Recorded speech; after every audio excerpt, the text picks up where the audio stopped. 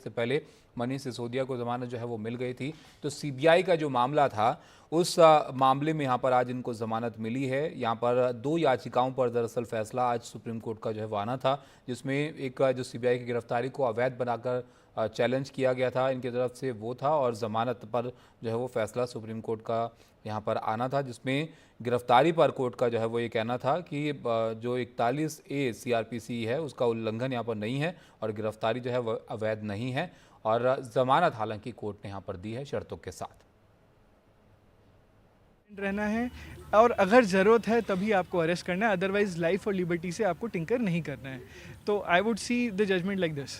एक बड़ी बात ये हुई है कि पिंजरे के तोता की जो टिप्पणी है एक बार फिर से वो चर्चा हो गई है। जस्टिस उज्जवल भुइयां ने सीधे तौर पर एक सीबीआई को निशाना बनाया है और कहा है कि टाइमिंग ऑफ अरेस्ट पे बात की, और जांच सीबीआई को चिताया भी है कि प्रीमियर एजेंसी हैं आप फिर मत बनिए कि ऐसा ना लगे कि पिंजरे का तोता हो आप।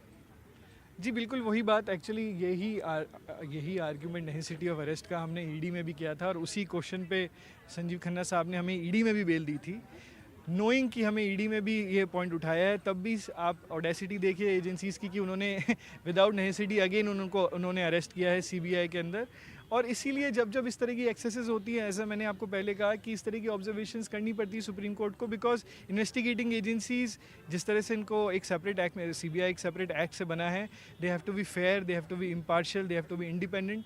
तो ये सब कहना बहुत ज़रूरी होता है टाइम टू टाइम अगर ये इस तरह के एक्सेसेस हो रहे हैं। और जस्टिस भुवन ने ये कहा है, और जो केज्ड पैरेट का एक जो वर्ड था वो जो बहुत समय से चलता आ रहा है, वो उन्होंने वापस आज कहा है कि बिकॉज जिस तरह से सीबीआई ने एक्ट किया इस मैटर में, उस तरह से ऐसा जस्टिस भुवन को भी लगा कि they are acting like a caged parrot. एक और बड़ी बात है, यहाँ कंडीशन की हम बात करें, हालांकि कंडीशन वही लागू रहेंगी जो ईडी केस में कंडीशन थी कि वो सीएम सेक्रेटरीट नहीं जाएंगे, ऑफिशियल फाइल साइन नहीं करेंगे जब तक बहुत ज़्यादा ज़रूरी ना हो। ये जो कंडीशन है ये इस केस में भी लागू रहेंगी।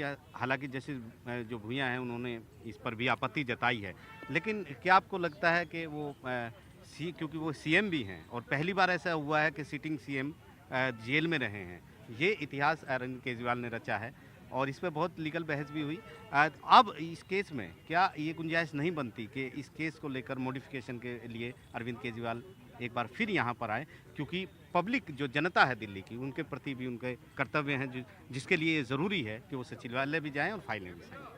जी आपने बिल्कुल सही कहा, वो होगा, बट पहले मिस्टर केजरीवाल बाहर आएंगे, वो परामर्श करेंगे, उनके साथ उससे बातचीत करेंगे।